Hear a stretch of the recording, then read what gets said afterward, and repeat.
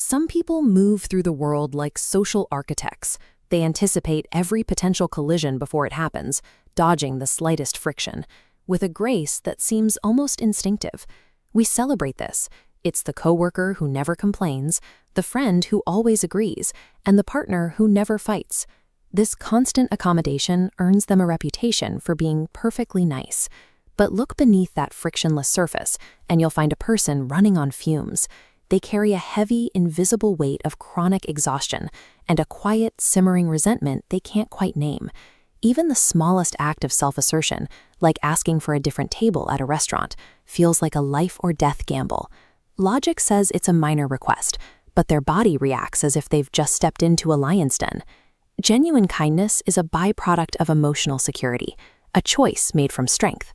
Niceness operates on entirely different gears. It is a rigid survival strategy, less about being good and more about staying safe by ensuring no one ever feels discomfort.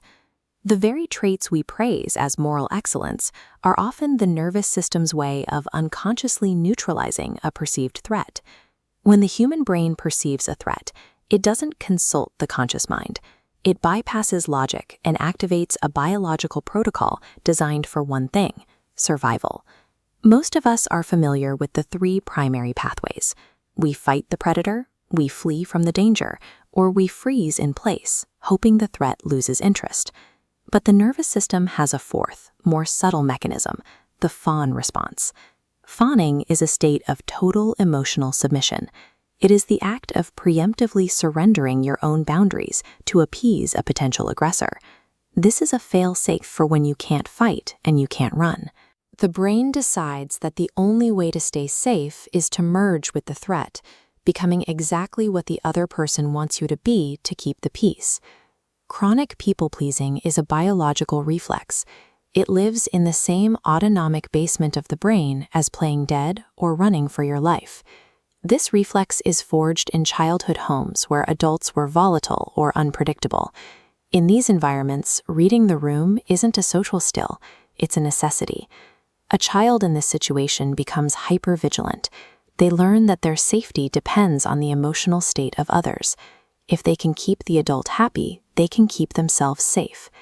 Every time a child successfully placates a parent, the brain marks that submission as a victory. It learns that disappearing or complying is the key to surviving the day. As the child grows, this situational tool hardwires into a permanent reflex. Let's start it as a way to handle a difficult parent becomes the default way to handle a boss, handle a partner, or a stranger. The adult niceness we see today is the echo of a brilliant strategy that successfully protected a vulnerable child in the past.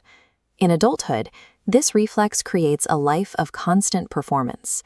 Every social encounter is filtered through an unconscious threat assessment, leaving the person perpetually on guard. The cost is a total erosion of self.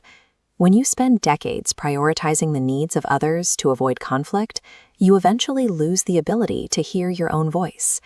The core identity begins to act like a liquid, shifting its shape and color to fit whatever container it's placed in.